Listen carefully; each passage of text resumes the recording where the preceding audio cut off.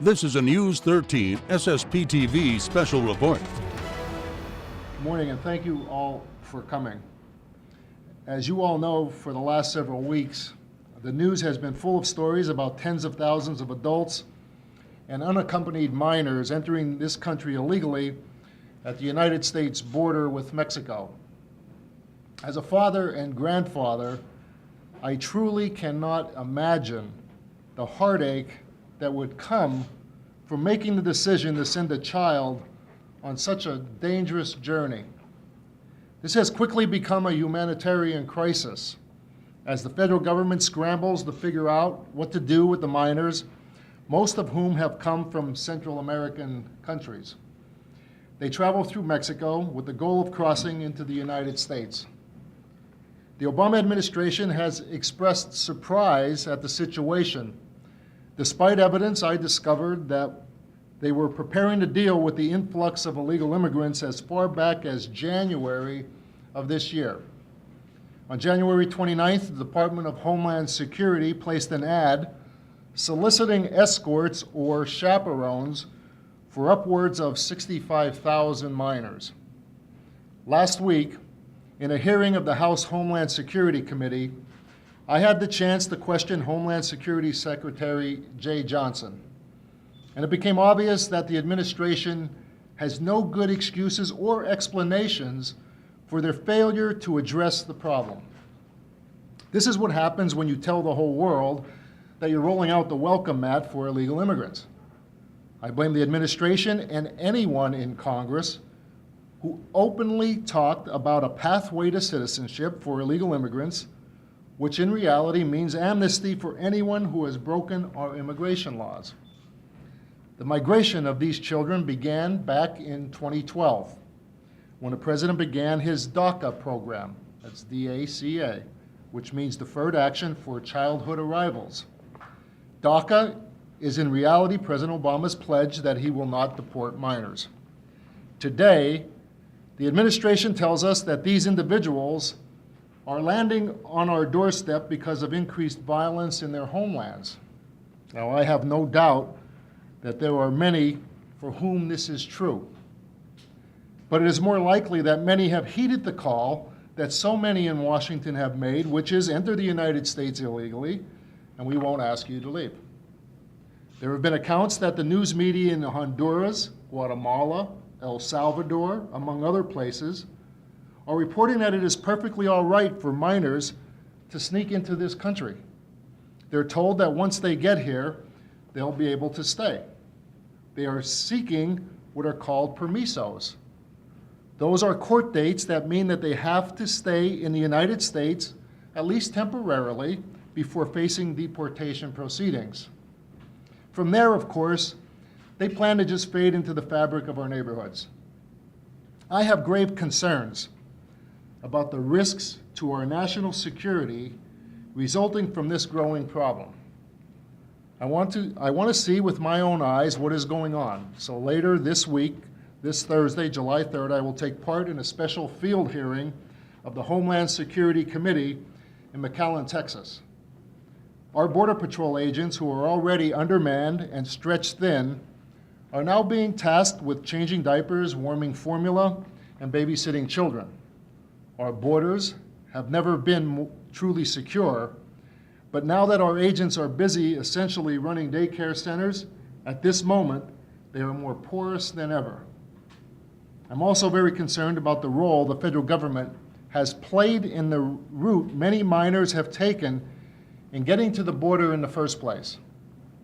It has been reported that the drug cartels are involved in arranging transportation from Central American countries.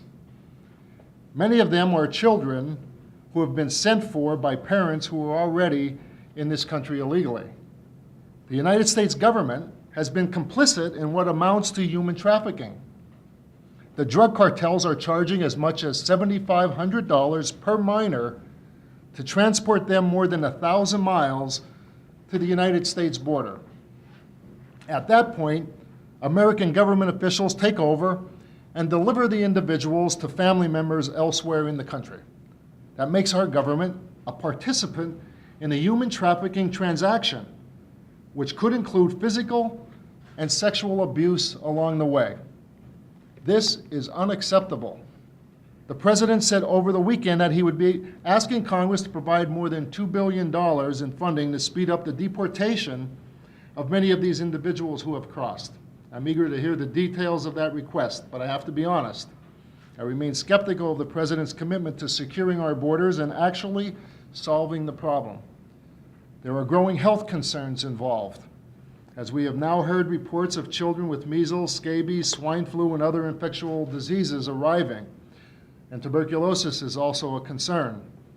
In order to do a proper test for TB, doctors need 48 to 72 hours. But because of the speed with which the Border Patrol is moving the children, we truly do not know if we are transporting infected children who very likely haven't been vaccinated. This is not appropriate, not for Americans, and not for these children. And we don't even know exactly who we're dealing with.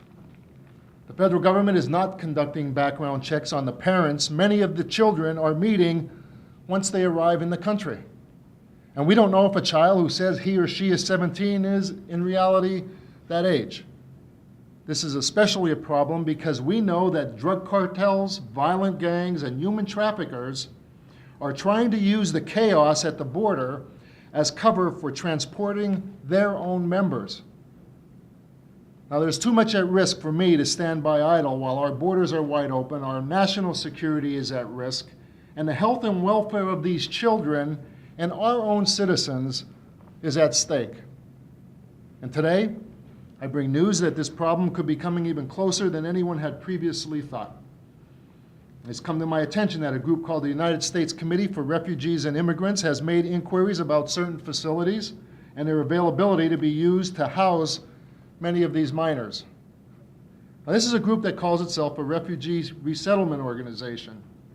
In fact, the group has asked specifically about a facility right here in Hazleton. In fact, it's right across the street from where we are standing right now, the Minsick Hazleton Center. Now, I think it's important for people to know that this isn't some distant problem that you watch on TV from a faraway part of the country. This is a problem that affects us all, and it is a crisis that could be coming to a town near you. And this is not some random, shadowy organization. The United States Committee for Refugees and Immigrants is a well-known and has a long-standing relationship with the Department of Health and Human Services for exactly this purpose. Now, I've spoken to city officials here in Hazleton, including Mayor Joseph Yannuzzi, just to make sure that everyone is informed of the situation. This must be addressed, which is why I am making this public today. We're not talking about housing unaccompanied children at some military installation in Texas. There are people looking into housing them right here in our communities and in towns just like this one, possibly all over America. So when I get to the border later this week, I'll be looking for answers to some very specific questions. I want to know what health screens are being conducted. What assurances do we have that the minors being transported to communities within the United States are not carrying contagious diseases? What background checks are being done, both on the individuals being transported and also on the people who plan to take custody of them? And where in America will they be housed? We now know that Hazleton could be on the list. I've also heard reports of locations in Berks County and also New York, but where else? Who will be paying for this? And why is this just America's problem? At a time when we know that 1 out of every 3 homeless people in America is a veteran in our military. Again, I ask, why is this only America's problem? I hope to find answers to those questions and more, and hopefully I'll be bringing back a lot of information that we don't currently have today. None of this should be a surprise to anyone, least of all the administration that set in motion the policies that have caused it. And no one in Congress who has ever talked about amnesty should be surprised either. When we won't enforce our laws, it is guaranteed that millions of people around the world will come to America while our borders are wide open.